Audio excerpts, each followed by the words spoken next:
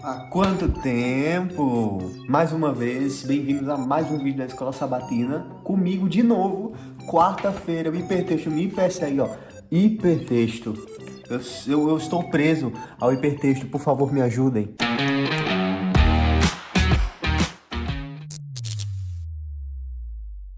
Mas sem mais brincadeiras, vamos para a lição. Qual foi o maior milagre que você já viu Deus realizar? Qual é o propósito de Deus ao nos conduzir por experiências no deserto? Que momento de deserto você já viveu em sua vida? Como Deus agiu de maneira ainda mais surpreendente do que se você nunca tivesse passado por essa experiência? Que tipo de pressão para se juntar às queixas você acha que os israelitas fiéis enfrentaram? Como podemos fortalecer nossa fé para manter a coragem, mesmo quando estamos rodeados por dúvidas e queixas? Como saber quando Deus nos chama a marchar, mesmo quando as circunstâncias parecem impossíveis? Compare suas respostas aos textos bíblicos a seguir, como as seguintes passagens trazem uma compreensão mais profunda sobre a travessia do Mar Vermelho. Aí nós temos relembrando e recontando a história. Neemias 9, 1 ao 12, Salmos 106, 1 ao 15, Atos 13, 17 e o 18, Hebreus 11, 29, nós temos promessas de livramento, Salmos 34, 17, Isaías 11, 15 e 16, e nós temos alegrando-se no livramento, Salmos 66, 1 ao 7 e Salmos 136, 1 ao 16. Temos várias perguntas e vamos para cada uma delas. Qual foi o maior milagre que você já viu Deus realizar? Bem, o maior milagre na existência, eu creio que essa é a pergunta que está fazendo para nós. O maior milagre que Deus já fez e que eu já vi, deixa eu pensar. Eu acho que o maior milagre que eu já vi Deus realizar, não existe sim um maior milagre, porque tudo que Deus faz é impossível. Deus parou o sol, Deus criou o sol, Deus criou o ser humano, fez pessoas andarem sobre a água, fez pão ser multiplicado do nada, fez peixe ser multiplicado do nada, falou palavras que não tinham acontecido, mas que aconteceriam centenas de anos depois, e nós agora vemos o cumprimento dessas coisas. Então eu diria que não tem, assim, um maior milagre que você já viu Deus realizar. Não tem uma resposta única para essa pergunta. Qual é o propósito de Deus ao nos conduzir por experiências no deserto? O deserto é o lugar da preparação, né? Antes de alguma coisa. Assim como Jesus foi levado ao deserto pelo Espírito Santo e foi se preparar para o seu ministério. Mas não foi Jesus que foi para lá, foi o Espírito Santo que levou ele até lá. Deserto é o momento em que passamos, não é literalmente ir para um deserto, é um momento da nossa vida em que Deus permite coisas que nós não sabemos o porquê. Deus permite essas coisas, mas mesmo a gente não sabendo o porquê, a gente confia nele e passa por esse deserto, e esse deserto nos prepara para algo que ele preparava para nós pudéssemos aguentar no futuro. Como, por exemplo, Jesus precisava se preparar para o seu ministério. Ele passou pelo deserto por 40 dias, aí sim ele foi começar o seu ministério. Você pode estar passando por uma coisa terrível. Deus não é o criador desse momento terrível, mas às vezes ele permite esses momentos ruins acontecerem para que você seja preparado para o futuro. Por exemplo, Deus pode me privar de conseguir muitíssimo dinheiro e não deixar com que eu vá para os Estados Unidos com a minha família. Aí depois de alguns meses eu descubro que a minha mulher me traiu. E eu ia levar a minha mulher, que tinha me traído, para os Estados Unidos, ia ter essa mulher infiel comigo nos Estados Unidos, e ela com certeza poderia fazer muito mais coisas lá. Mas tipo assim, Deus sabia que aquela mulher ia fazer isso, Deus sabia que ia acontecer isso, e Ele não deixou você lá atrás ter o dinheirão para ir para lá, porque isso aconteceria. Então tipo, é sempre assim, quando acontece um negócio terrível, a gente passa por um negócio terrível, a gente aprende, e quando a gente chega no momento em que a gente entende o porquê a gente passou por aquilo, a gente fica, eita, é verdade, né? A gente passou por isso por causa disso. Que momento de deserto você já viveu em sua vida? Bem, eu já vivi vários desertos e ainda vivo muitos desertos. Todos nós temos o nosso deserto, porque Deus, ao menos eu espero que todos nós possamos nos preparar para isso, mas há um tempo em que tudo isso aqui vai acabar e vai começar tudo que está profetizado em Apocalipse para acontecer com o povo de Deus. Eu espero que cada um esteja no seu deserto se preparando para isso. Mas alguns momentos de deserto que eu já vivi em minha vida, olha, eu vou preferir não compartilhar meus momentos de deserto porque eles são muito pessoais. Então, a gente vai cortar isso daqui.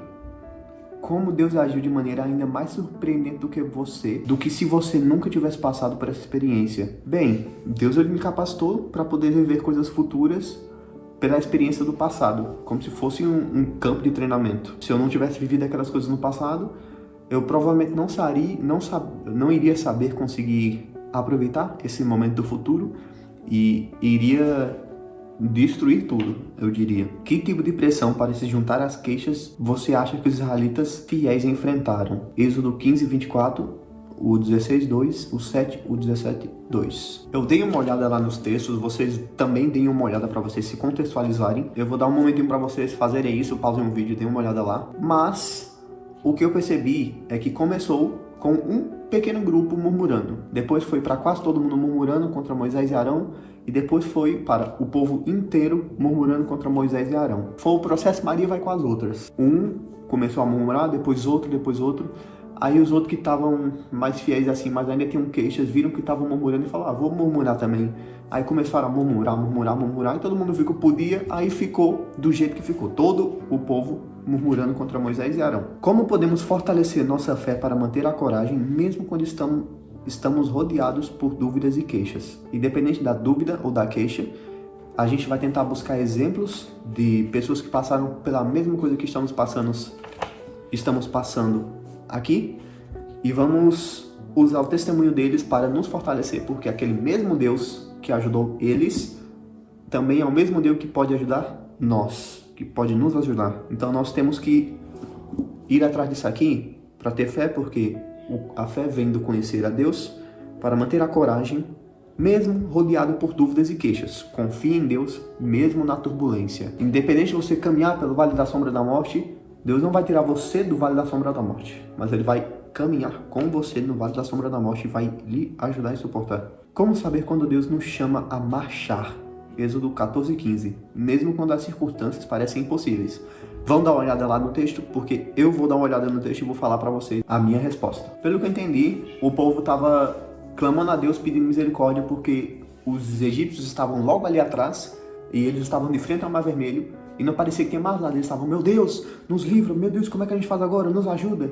Mas eles sabiam que tinha Moisés ali que estava realizando um tanto de coisa e eles podiam ter contado com Moisés e ter agido. Moisés, vai logo, faz o que tu tem que fazer. É a mesma coisa que Deus pediu aqui, para marchar. Ele pediu, o povo, vai, faz a tua parte, enquanto eu já tenho feito a minha, mesmo quando as circunstâncias parecem impossíveis, porque ele mandou, marche, povo. Aí o povo foi marchar, porque Moisés foi lá e abriu o Mar Vermelho. Já foi bastante coisa, mas essas foram as minhas respostas. Eu quero que vocês deem uma olhada nos textinhos aqui, estudem e leiam esses textos aqui. Eu acho que antes de dormir eu vou ler esses textos também, para não ficar só para vocês, mas comigo também. E vocês comparem com as respostas de vocês e com as minhas respostas e coloquem aqui nos comentários o que vocês acharam. Independente se o comentário ficar grande, a gente gosta de ler, a gente tem tempo. A gente vai ler o seu comentário, vai responder a sua dúvida se você tiver e vai dar o nosso feedback para você.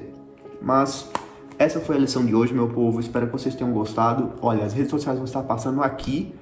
Sigam a gente lá, compartilhem, se inscrevam no nosso canal, comentem como eu já falei. Sigam a gente no Instagram. Mas, antes de tudo, vamos fazer uma oração para a gente encerrar a lição da Escola Sabatina. Meu Pai querido, eterno e poderoso Pai, louvado seja o Senhor, meu Deus. Obrigado porque nós acordamos mais uma vez. Obrigado porque o Senhor está conosco e já clamamos pelo Senhor nessa manhã. Antes de levantar da cama, eu espero. Meu Senhor, obrigado porque tuas bênçãos se renovaram por mais um dia. Perdoa-nos os nossos pecados, os nossos erros e as nossas falhas. Nos ajuda a lembrar das coisas que não lembramos que tenhamos feito, para que nós possamos pedir perdão por elas. E eu te peço em nome de Jesus Cristo, nos ajuda a lembrar o que falta colocar no teu altar que não colocamos. Meu Deus, por favor, ministra ao nosso coração, meu Deus, nos ajuda a lembrar, meu Pai, o que o Senhor ministrou ao nosso coração. Por favor, meu Deus, fala conosco, enche a gente do Teu Espírito Santo, esvazia-nos de nós mesmos e nos enche do Teu Espírito Santo, meu Deus. Por favor, fala conosco, nos dá discernimento espiritual, nos dá sabedoria para poder entender e viver dia após dia com o Senhor de verdade. Nos ajuda a aprender coisas que não sabemos, nos ajuda a refletir o que a gente não sabe e a gente ir atrás para que a gente possa, em nome de Jesus, aprender elas e conhecer mais ainda o Senhor, para que a gente tenha mais fé ainda que o Senhor é o Senhor. Meu Deus, eu te imploro em nome de Jesus, fica conosco por esse dia inteiro. Abençoa, meu Pai, esse dia, abençoa essa semana, que seja um dia produtivo. Nos ajuda, meu Pai, a estudar, trabalhar, seja o que for. Que tudo que a gente for fazer, que o Senhor possa, em nome de Jesus, estar conosco. Mais uma vez te peço, meu Deus, enche a gente do Teu Espírito Santo. É só isso que te peço, fica conosco por esse dia inteiro, em nome de Jesus. Amém. Amém, pessoal. Amanhã nós estamos com quinta-feira, que é com Kelinha, eu acho, não tenho certeza. Mas temos também sexta, nós temos o domingo, temos segunda. E até essa lição acabar, ou até Jesus voltar. Em nome de Jesus. Mas é isso, pessoal. Eu agradeço porque vocês estiveram aqui.